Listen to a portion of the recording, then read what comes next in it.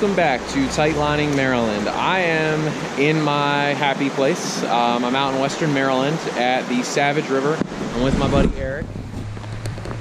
So Eric's currently wading across. We just got here, left school as soon as it ended, and basically went right to the stream. We had to make one pit stop for food for the weekend, since we're gonna grill out, and we're gonna put a little bit of that on film for you. But in essence, I've got 3 days. I've got tonight for about 2.5 hours before daylight ends, and then I've got all day tomorrow and a little bit of a window on Sunday morning. But I'm super eager to get out here and fish the Savage River.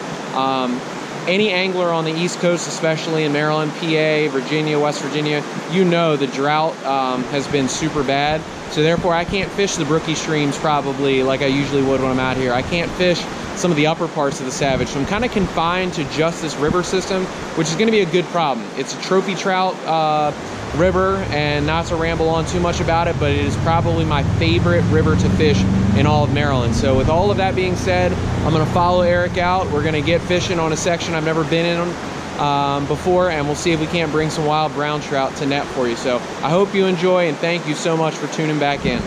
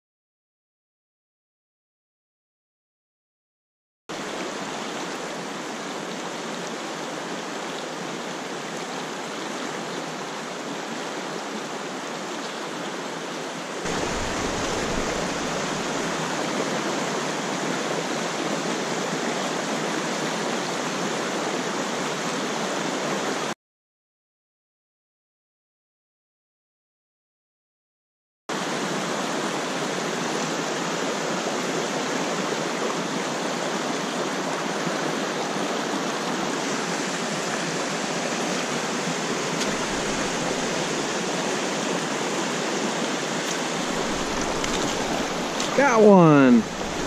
Looks like a rainbow. Oh, on the hopper. I'm caught up. Oh, there he is. Oh, all right. There we go. Cool. Got it on film for you. Got a stock bow, I'm sure, but held over nicely, colored up. Pretty cool. Pretty cool.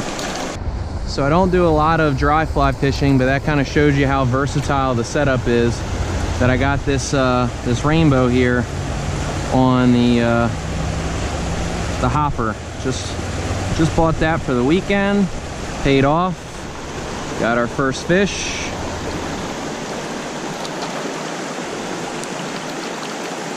So just to explain out, we've had a little bit of success, and again, I'm not somebody that does a whole lot of dry fly fishing. Ever since I converted over to this 10-foot 3-weight Syndicate, and I've done a lot of Euro or tight line nymphing, basically I kind of do a lot of dry dropper, streamer, and you know, double nymph rigs. But today, really all I've got is 3X tippet, probably about 4, maybe 3.5, 4 feet.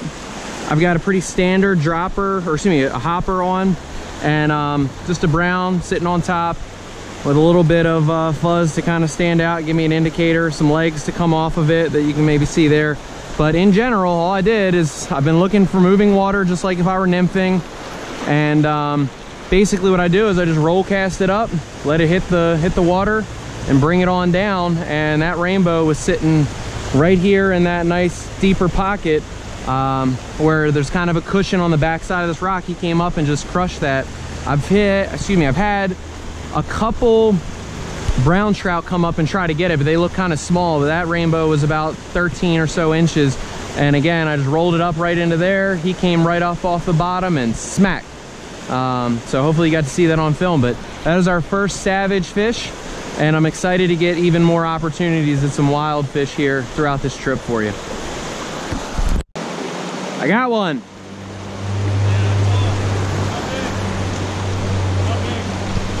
13 inches. It's not bad. Rainbow. The hopper. Yeah. To show you where he was sitting at, this foam line that's coming in, I just put it right here, let it come down in, and right there he came up and just crushed it, set the hook, and there he was. So, yeah, pretty. Was it natural or was it? That's a great question. I'm gonna assume he's stock because I have to, but I think there could be natural reproduction in here. Let me just see if, huh? Oh, really? Yeah, just float around. I believe it.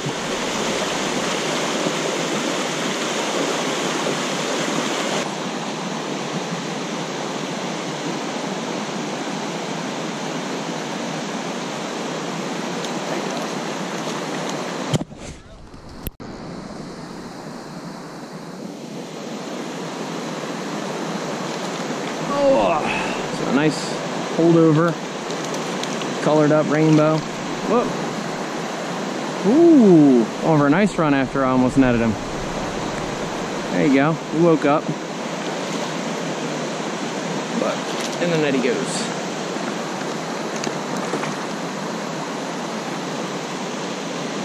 I thought that was you on a fish. Alright, so got another rainbow. Still no browns, but 2 bows to the name. Is that your streamer?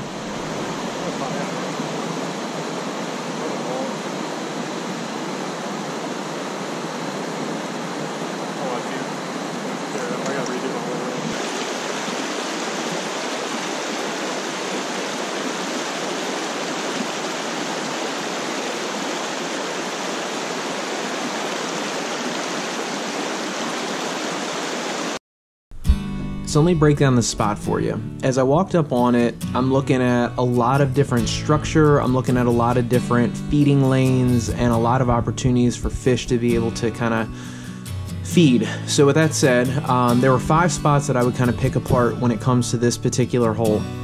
Spot number 1 is closest to me, and as I approach the hole, I'm always going to fish the feeding lanes in the back as well as what's closest to me first, because I'm trying to pick out any fish that I might spook in the back part of the current or what's closest to me, in fear that they're going to ultimately then ruin some of the other spots in this hole. So when I first approached this, I put some cast into spot number 1. That's a feeding lane where I've got 2 different currents coming in from just above it, where you can see spot 1 written on the screen.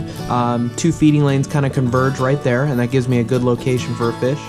Then I cast into spot number 2, and that I like because there's going to be a rock with an undercut, and that is a great spot for a fish to kind of be tucked up underneath. So I made a few casts into there. Spot number 3, I also can make a cast from this particular spot while standing on these rocks, because this is broken water in spot number 3, so these fish are going to be feeding pretty eagerly on any bugs that are coming through the foam line, and they're not going to see me, so I have an advantage there. Spot number 4 is where you're going to see me make a cast here in a second, and I'm going to pick up a fish. Spot number 4 is great because it's on the back part of this faster current, and there's some rocks, so the fish can hide out by the rocks, pick off all the bugs that are coming down in the foam in faster water, and then ultimately that's where we pick up our fish. And finally, after I've caught that fish, spot number 5 would be the next spot I would go to, because that's the furthest away from me, so I'm kind of breaking the water down into like thirds, what's closest, what's in the middle, and then what's on the far side. So spot number 5 would be the last place I go, and I would wade into the water to get out to it, having already fished what's closest to me.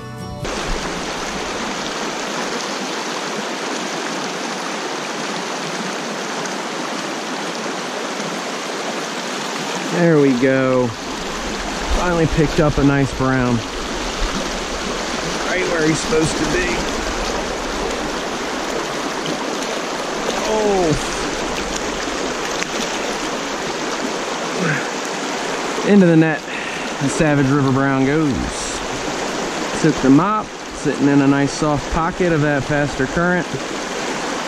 So, let's remove the lip piercing for him.